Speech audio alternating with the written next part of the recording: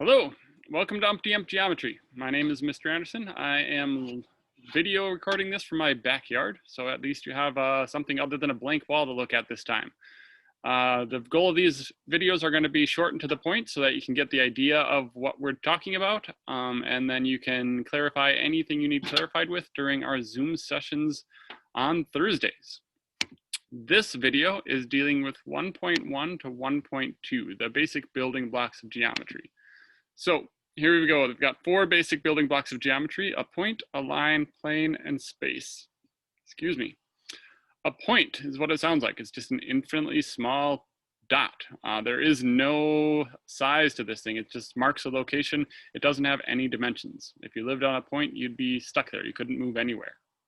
A line is just a straight line. It's what you guys know what a line is. It's one dimension. You can go left or right on this thing. If you lived on the line, you can't go up and down. In geometry, all lines are straight. I have a geometry teacher friend of mine that gets annoyed whenever he hears some presenter talk about a straight line. He just yells out, "All lines are straight." When you say line, it's implied straight. If it's got a curve to it, it's not a line, it's a curve. A plane is a two-dimensional surface. It's a flat surface that extends in all dimensions. It's got the left-right dimension and the up-down dimension. So it's just a flat plane. Space is what we live in. We live in three dimensions. It has an up-down dimension, a left-right dimension, and a depth dimension, an in-out dimension. Space also extends infinitely, so this would be like the universe we live in.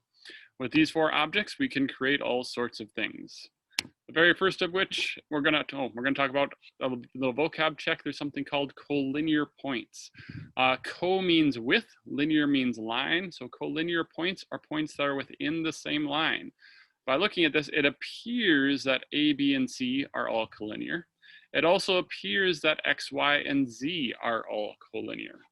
One thing we're going to learn very quickly in geometry, though, is to be careful of appearances. Just because it appears to be so doesn't mean it necessarily is. I'm going to draw the line that connects A and B together.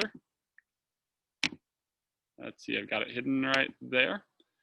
You can see it does hit C, so these three are definitely collinear. But if I draw the line that connects X and Y together, we've got X and Y, the line is here. It does not hit Z. Turns out X, Y, and Z are not actually collinear. So naming points, lines, rays, and segments. Points. Points are normally named with a capital letter. So I've got a bunch of points there. Let's name them. I'll name this one A, B, C, D, E, and F. Sure. Points are named with capital letters. Just make sure you, when you're naming your points, you name them all unique letters. Don't call that one A, because then if I say look at point A, you got a problem, right? So capital letters, make them unique. We have a few things other than lines here, though. You'll notice this one has arrows on each side, so that one is indeed a line. This one has an end point that's called an endpoint when it ends, and an arrow on the other side, so that is not a line, that is a ray. And this one has endpoints on both sides, so that's a segment. Naming lines, rays, and segments can be different. Lines, this is a line AB right at the top there. So I would say that's AB, and I'd put that little symbol for lines right at the top with those arrows, line AB.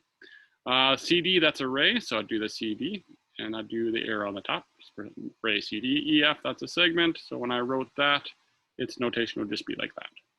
So we use these different notations to show lines, rays, and segments. Sometimes a line might have more than one point. Let's call that a Z there. That's still line AB, right? Because it's still got the points A and B. However, if I put that Z there, now I could, if I wanted to, call it AZ. Same line, right? This notation, though, is important because if I said AZ and I put this on it, then I'm no longer talking about line AZ, I'm talking about ray AZ. That starts right here and goes infinitely in this direction. Let's see here, showing equal length. Oh, so here I've got this segment, LE and AN, they're the same length. So we just say LE equals AN.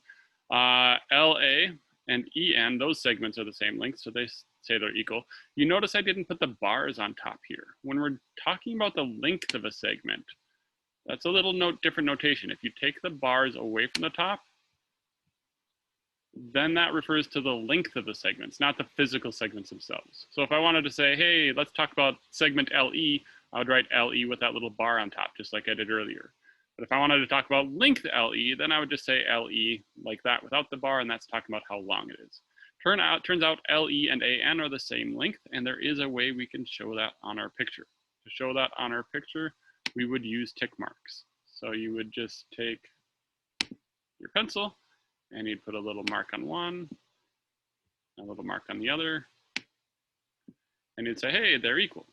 If I wanted to show these two segments were equal, you do the same thing, just don't go like this. Because if you do that, I'm saying all four are equal. They're not all four equal to each other. These two are equal, and these two are equal. So since these ones have the single tick mark, to show these ones are equal, I would have to use something a little different. I would use a double tick mark to show those are equal. If I had a third pair of lines that were equal and not equal to those other two, I'd use a triple tick mark, and etc. And the very last thing for this video is concurrent lines. Concurrent lines are lines that all intersect the same point. So if you had two lines that intersect, they'd naturally be concurrent. That's a horrible sketch for a line because that's not straight, but that's concurrent. However, if I was to add a third line here, those three wouldn't be concurrent because they don't all intersect in the exact same point. So for concurrent lines, they all intersect the exact same point. That's the first lesson, short and sweet.